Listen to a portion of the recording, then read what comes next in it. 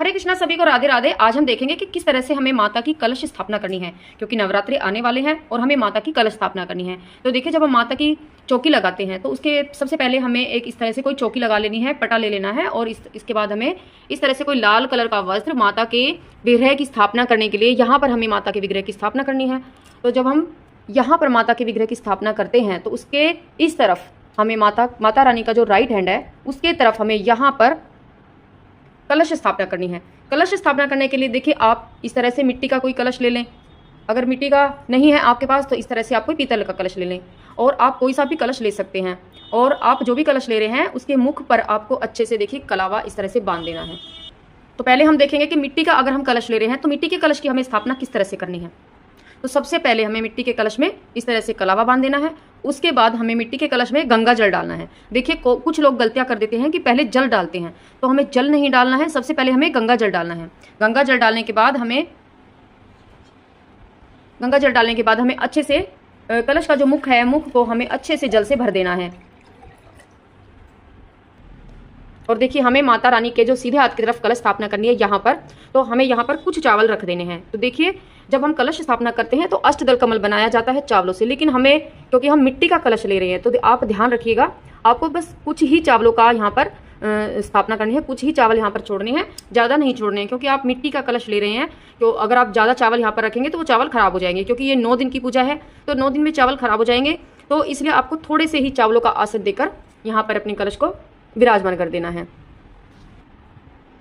उसके बाद यहाँ पर विराजमान कर देना है। तो देखिए, आगे मैं बताती हूँ कि अगर हम अगर ये कलश नहीं लेते हैं और अगर हम पीतल का कलश लेते हैं तो हमें क्या करना है।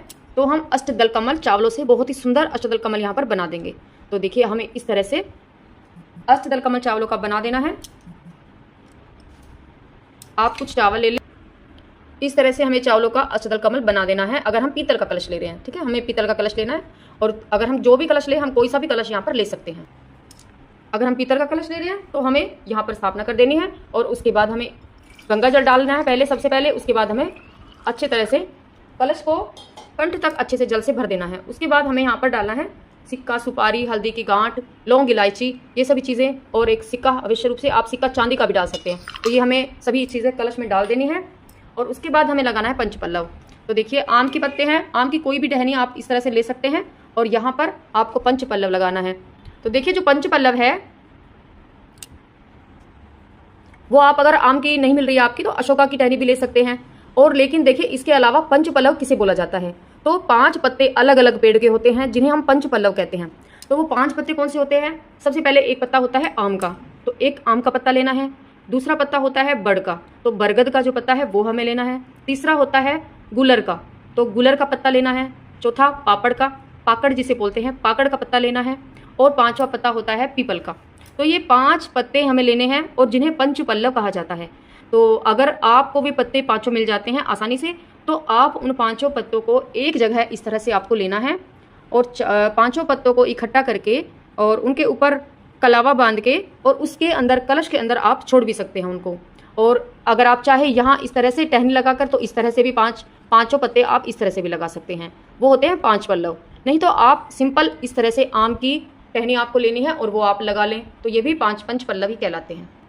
तो देखिए, माता रानी की 9 दिन की कलश स्थापना है, तो आपको बहुत ही सुंदर तरीके से करना है। और उसके बाद इसके ऊपर आपको पूर्ण पात्र रखना है। पूर्ण पात्र बोलते हैं कोई भी अनाज आप ले लें, चावल, गेहूं, जो भी आप लेना चाहें, वो थोड़ा सा एक पात्र में रखकर और यहाँ इसके ऊपर आपको रखना है। उसके बाद आपको इसके ऊपर कलश स्थापना करनी है। उसके बाद आपको नारियल रखना है। नारियल आपको जटा वाला लेना है। आपको ये जटा वाला नारियल लेना है। और देखिए, नारियल का जो मुख होता है, जहाँ पर आपको लगता है, देखिए एक तरफ तो आपको चोटी सी दिखती है, दूसरी तरफ आपको ऐसा लगता है यहाँ से हम छीलते हैं मुख होता है।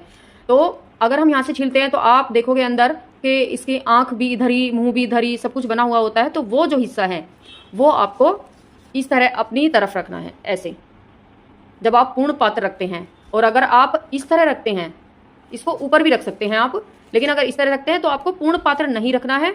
सीधा आप इस तरह मुख ऊपर की तरफ रखें और कलश रख दें। देखिए, मैं बताती हूँ आपको, ये आपको पूर्ण पात्र नहीं लेना है, मैंने पूर्ण पात्र हटा दिया है। और इस तरह से कलश स्थापना होती है। नारियल आपको इस तरह रखना है, ऊपर की तरफ मुख हो जाता है।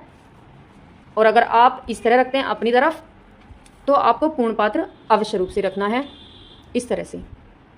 और देखिए कलश है हमारी, तो ये साक्षात वरुण देवता है। तो इन यहाँ आपको साथिया बना लेना है बहुत सुंदर सा। देखिए हमने सुंदर सा साथिया बना दिया है।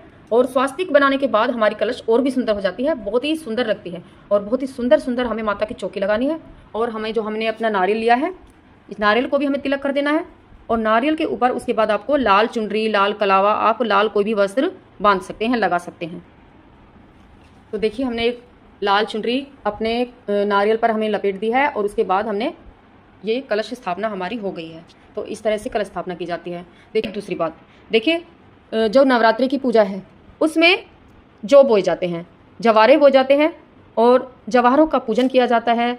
बहुत ही माँ के 9 दिन की जो पूजा है नवरात्रि में, ये जवारे की बोए जाते हैं। कोई भी पात्र आप ले लें और जवारे बोए जाते हैं, मिट्टी डाल लें, उसमें शुद्ध मिट्टी आपको डालनी है। और जवारे किस तरह से बोते हैं ये वीडियो ऑलरेडी चैनल पर मैंने डाल दी है, आप देख सकते हैं। और इनका भी पूजन किया जाता है, स्वास्तिक बनाया जाता है, पूरी वीडियो मैंने चैनल पर डाल दिया, आप देख सकते हैं। तो देखिए जब हम जवारे बोते हैं तो जो लोग कलश स्थापना करते हैं जवारे अलग से लगाते हैं। तो आपने देखा होगा इस तरह से लगाते हैं कि माता के इस साइड जवारे रख देते हैं, तो वो भी ठीक है, आप रख सकते हैं। लेकिन जो कलश है वो जो हमने जवारे बोए हैं और इसी के ऊपर जब हम कलश लगाते हैं, जवारों के ऊपर ही हम कलश लगाते हैं ना, तो वो बहुत ही शुभ कलश स्थापना मानी जाती है। अगर आप हो सके तो इसी तरह से करें। आपकी चौकी पर इतनी जगह है कि आप जवारे बोएं और जवारों के ऊपर ही आपको कलश स्थापना करनी है, तो वो बहुत ही शुभ मानी जाती है। तो देखिए अब हमारी कलश स्थापना हो गई है।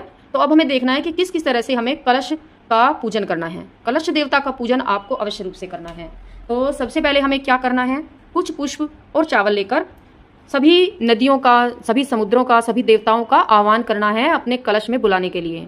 यह आपको अवश्य रूप से करना है। तो आप हाथ में कुछ पुष्प और कुछ चावल लेकर हाथ जोड़कर प्रार्थना करें कि हे सभी तीर्थों, सभी नदियों, सभी देवी देवताओं, आप हमारे कलश में आइए, विराजमान होइए। तो इसी तरह से आपको प्रार्थना करनी है। और प्रार्थना करने के बाद ये जो चावल आपने लिया है यहाँ पर कलश के ऊपर आपको छोड़ देने हैं। उसके बाद आपको एक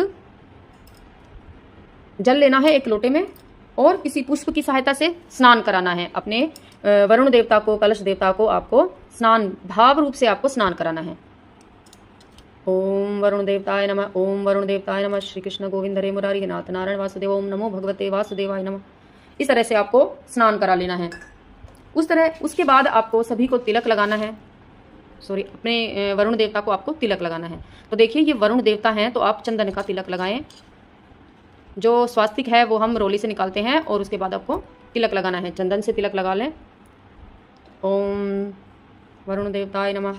थोड़े से चावल अर्पित करें। देखिए चावल टूटे हुए ना लें, ध्यान रखें, कलश के ऊपर आपको चावल छोड़ देने हैं। और उसके बाद आपको सभी चीज़ों का यहाँ पे भोग लगाना है। सबसे पहले आपको वस्त्र चढ़ाना है। तो छोटा सा टुकड़ा आपको वस्त्र के रूप में कलावे का छोटा सा टुकड़ा ले लें और थोड़ा बोलते रहें ओम वस्त्रम तवस्त्रम समर्पयामि। देखिए वैसे आपने चुनरी उड़ा दी है, ये भी वस्त्र है, लेकिन फिर भी हमें जब हम पूजा कर रहे हैं तो हमें सभी चीज़ों का लाइन टू लाइन एक साथ हमें पूजन करना है। तो वस्त्र आप कलावे के रूप में वस्त्र पहना सकते हैं। उसके बाद हमें पुष्प अर्पित करने हैं। तो अपने वरुण देवता को आप, कलश देवता को, वरुण देवता को आप पुष्प अर्पित करें। ओम पुष्पम त पुष्पम समर्पयामि। और उसके बाद आपके पास ज़्यादा फूल है तो बहुत सुंदर अपने यहाँ पर वरुण देवता को आप सजा सकते हैं। ये पुष्प आप रोज हटा दें, उसके बाद नए आप पुष्प लगाएं। आपके पास अगर माला है तो देखिए आप माला पहना सकते हैं। उसके बाद फल अर्पित करें। जय हो वरुण देवता की। ओम फल समर्पयामि, मिष्टानम समर्पयामि। उसके बाद कोई भी भोग आप लगाएं, मिष्टानम समर्पयामि, मिष्टान आप लगाएं यहाँ पर। उसके बाद धूप दीप आपको लगानी है। उसके बाद आपको धूप दीप आपको लगानी है। धूपम दीपम समर्पयामि, इस तरह से करते हुए दीपक जला देना है। और उसके बाद आपको धूप दीप इस तरह से आपको दिखानी है। तो इसी तरह से हमारे कलश वरुण देवता का साक्षात यहाँ पर विराजमान हो जाते हैं, वरुण देवता हमारे।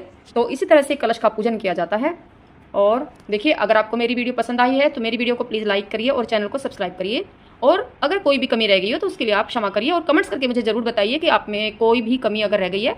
और जितनी मुझे जानकारी थी तो मैंने आप सब तक पहुंचाने की पूरी कोशिश की। और इसी तरह से माता लक्ष्मी की कृपा, माता शेरावाली की, माता रानी की कृपा सभी पर बनी रहे। और आगे वीडियो इसी तरह से आएगी कोई नई जानकारी के साथ।